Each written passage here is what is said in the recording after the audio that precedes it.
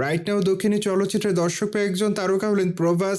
Moreover এই তারকা তার কেরিয়ারে বেশ কিছু চলচ্চিত্র অভিনয় করেন, কিন্তু বাহুবলী চলচ্চিত্র অভিনয় করার মাধ্যমে দর্শকদের কাছে বিশেষভাবে খ্যাতি অর্জন করেন।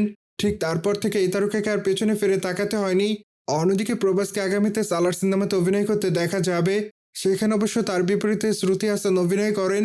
মোরওভার চলচ্চিত্রটি 22 ডিসেম্বর রিলিজ দেওয়া হবে। ঠিক এই জন্যই বর্তমানে নর্থ ইন্ডিয়ায় চলচ্চিত্রের অগ্রিম টিকিট বিক্রি করা হয়। যদিও এই বিষয়টি সম্প্রতি জানিয়েছেন চলচ্চিত্রের নির্মাতারা।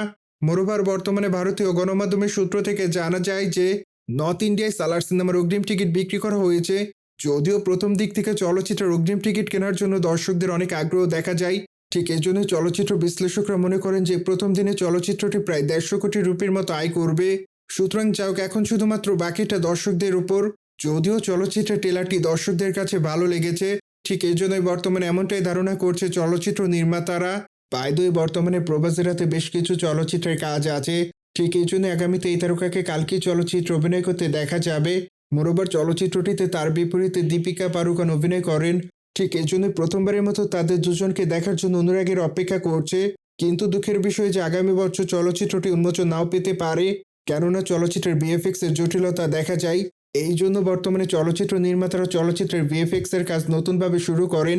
ঠিক এই জন্যই ধারণা করা যে আগামী বছর চলচ্চিত্রটি উন্মোচন করা হবে না।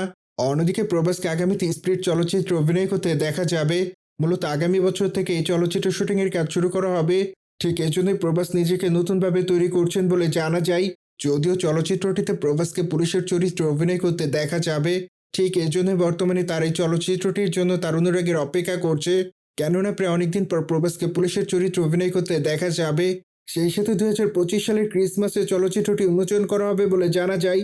সুতরাং জেনে তো নিলেন, নর্থ ইন্ডিয়ায় সালার সিনেমার অগ্রিম টিকিট বিক্রি করা শুরু হয়েছে। মূলত এই বিষয়টি নিয়ে যদি আপনাদের কোনো মতামত থাকে তাহলে অবশ্যই আমাদের কমেন্ট বক্সে জানাতে ভুলবেন না। সেই সাথে অবশ্যই চ্যানেলটিকে সাবস্ক্রাইব করে আমাদের সাথেই থাকুন আপকামিং আপডেট জানার জন্য।